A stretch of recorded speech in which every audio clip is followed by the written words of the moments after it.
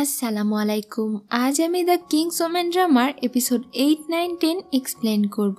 তো চলুন আজকের এপিসোড শুরু করা যাক।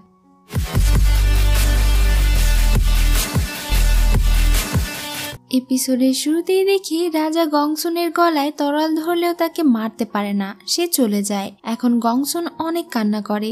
এরপরে সিনে রাজা সবার সঙ্গে গংসুনের পরিচয় করিয়ে দেয়। এখানে গংসুনের নতুন নাম রাখা হয় লিজি। এখন থেকে তাকে এই নামেই সবাই চিনবে। এখানে রাজা 3 জন কনকুবাইনকেও দেখানো হয়। তাদের নাম হলো চু, লি এবং জিং। রাজা সবার সামনে লিজির ফাইটের দক্ষতা দেখার জন্য তাকে একজন দক্ষ সৈনিকের সঙ্গে লড়াই করতে বলে। লিজি বুঝতে পারে যে ইংজাং এসব করছে যেন ফাইট করার সময় তার মিসক্যারেজ হয়ে যায়। এরপরে লিজি রেডি হয়ে আসে ফাইট করার জন্য। তারা সবাই লিজির ফাইট স্কিল দেখার জন্য বসেছিল। এখন লিজিকে মিস্টার ওয়ের সঙ্গে ফাইট করতে বলা হয়। লিজি বলে যদি সে জিতে যায় তাহলে যেন তাকে তার দাদার দেওয়া ব্রোঞ্জের তরোয়াল উপহার হিসেবে দেওয়া হয়। রাজা রাজি হয়। এবার তাদের দুজনের ফাইট শুরু হয়। লিজি অনেক দক্ষতার সঙ্গে তার পেটের বাচ্চাকে রক্ষা করছিল।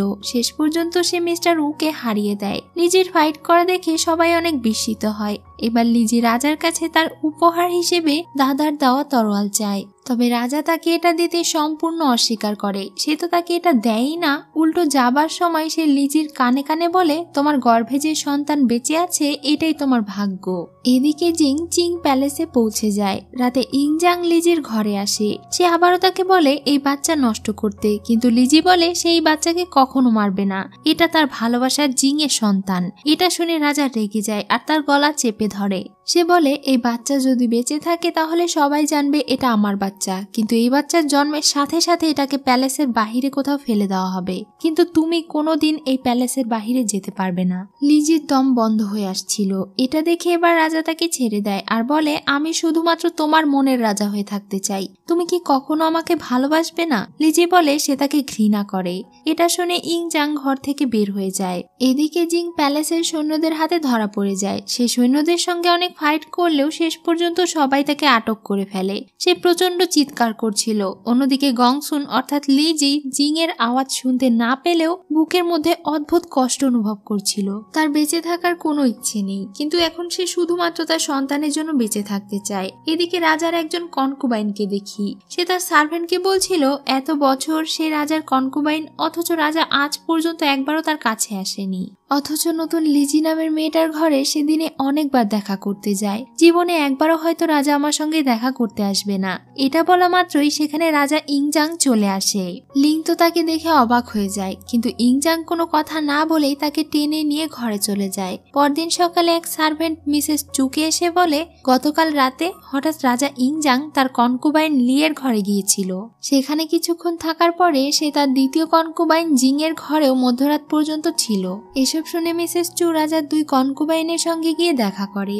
এখানে সে কনফার্ম হয় যে গত রাতে রাজা তাদের দুজনের সঙ্গেই রাত্রি যাপন করেছে। এদিকে জেলের মধ্যে জিংকে দেখি। তাকে এখানে অনেক নির্যাতন করা হচ্ছিল।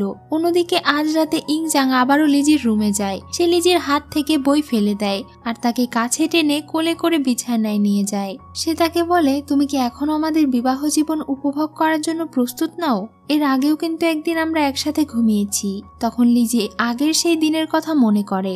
ইংজাং অনেক রোমান্টিক হয়ে যায় আর তাকে কিস করতে যায়, তবে লিজি এটা করতে দেয় না।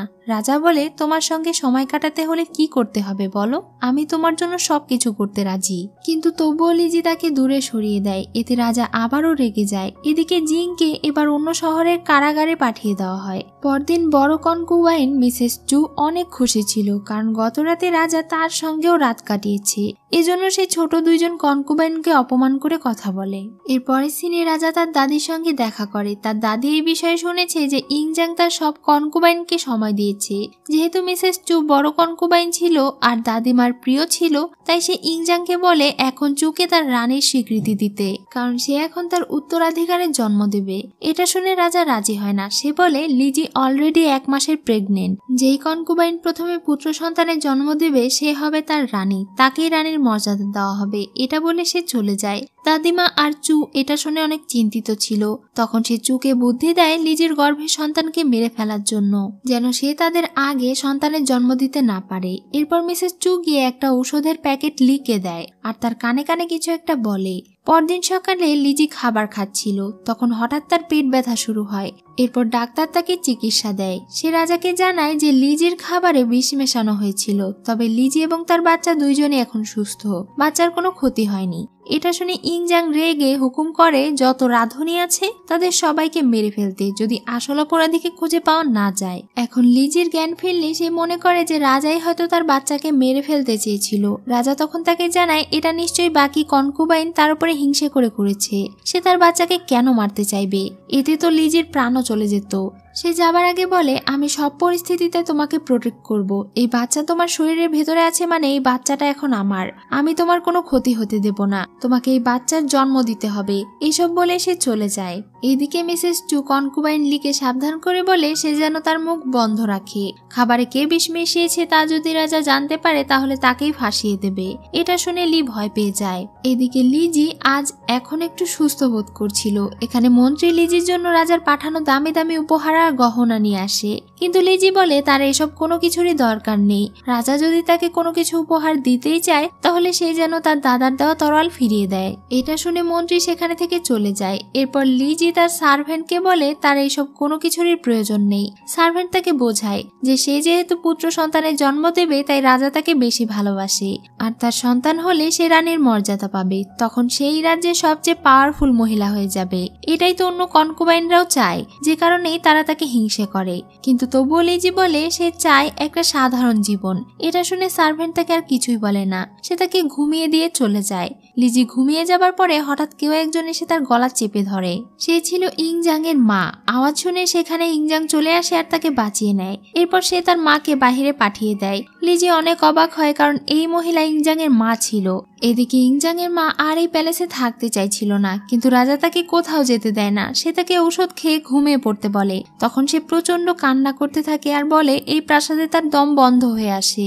এদিকে মন্ত্রী খুঁজে পায় যে লিজির খাবারে মিসেস চু বিষ মিশিয়েছিল, কিন্তু চু তাকে ঘুষ দিয়ে মুখ বন্ধ করিয়ে দেয়। এরপর সে গিয়ে ইংজাংকে খবর দেয় যে সে কোনো প্রমাণ খুঁজে পায়নি।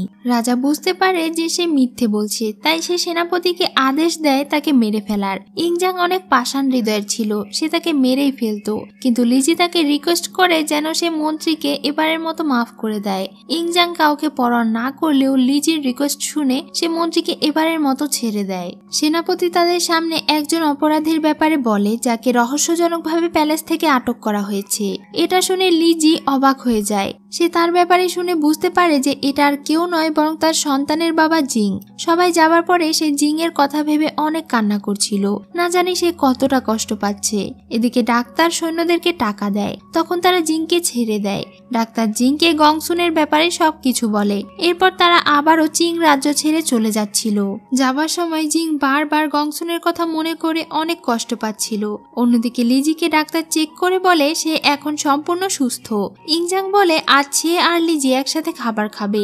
এরপর সে লিজিকে খাবার খাওয়াতে চায়, কিন্তু সে বলে যে তার ক্ষুধা নেই, সে খাবে না। তখন রাজা তাকে জোর করে আর তাকে আবারও খেতে বলে। সে এবারও খেতে না চাইলে ইংজাং তাকে অনেক রোম্যান্টিক ভাবে নিজের মুখ দিয়ে তাকে খাবার খাইয়ে দেয় আর বলে যদি তুমি খাবার না খাও তাহলে আমি প্রতিবার তোমাকে এভাবেই খাবার খাইয়ে দেব। এটা শুনে লিজি ভয়ে বলে সে খাবার খাবে। এবার ইংজাং তাকে ভালোভাবে খাইয়ে দিতে থাকে। এদিকে জিং এর অবস্থা অনেক খারাপ ছিল। সে সারাদিন শুধু ড্রিঙ্কস করত আর গংসুনের কথা মনে করে কাঁদত। সে কিছুতেই গংসুনকে ভুলতে পারছিল না। সে প্রায় পাগলের মতো হয়ে গিয়েছিল। আর এখানেই আজকের এপিসোড শেষ হয়ে যায়। সো ভিউয়ার্স, আজকের এই এপিসোডটি আপনাদের কেমন লাগলো তা অবশ্যই কমেন্ট করে জানাবেন। আর নেক্সট এপিসোড আসা পর্যন্ত সবাই ভালো থাকবেন। ধন্যবাদ।